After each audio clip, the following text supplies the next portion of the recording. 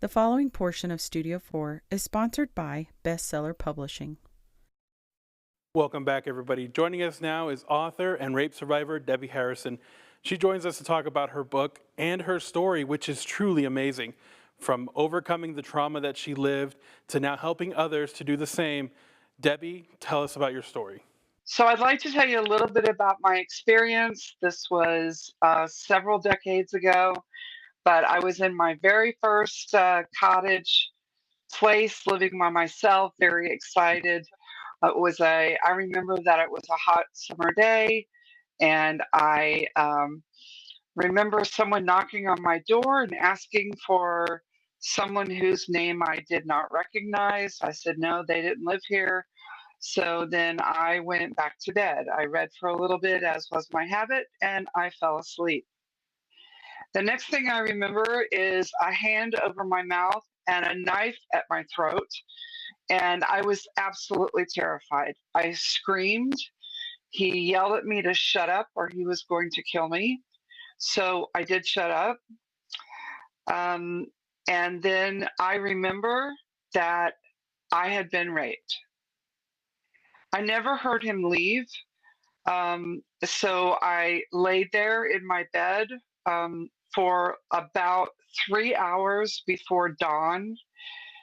At dawn, I decided to take a chance. I got dressed and I found my front door standing open. I went to my grandmother's house, who convinced me that I should go tell my parents and tell the preacher of the church where we attended.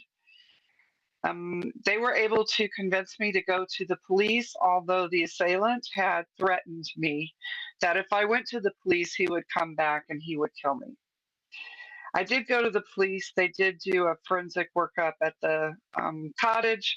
They did send me downtown Houston for a medical workup looking for forensic evidence. They did collect evidence. However, the assailant was never found. I wrote the book, actually made a rough draft of it years ago. And then this past year, I decided to go ahead and get the book written, get it edited, get it published.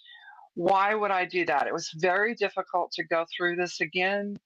I had rape trauma syndrome, which is a subcategory of PTSD, post-traumatic stress disorder. When I was writing the book again, I did have some of those fears come up again. But I thought it was important that victims of sexual assault or rape know that it does happen to other people and that you can overcome this.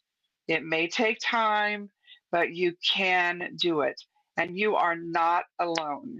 I start off the book with resources for victims, for friends and family, and those are also free on the website. The resources are there.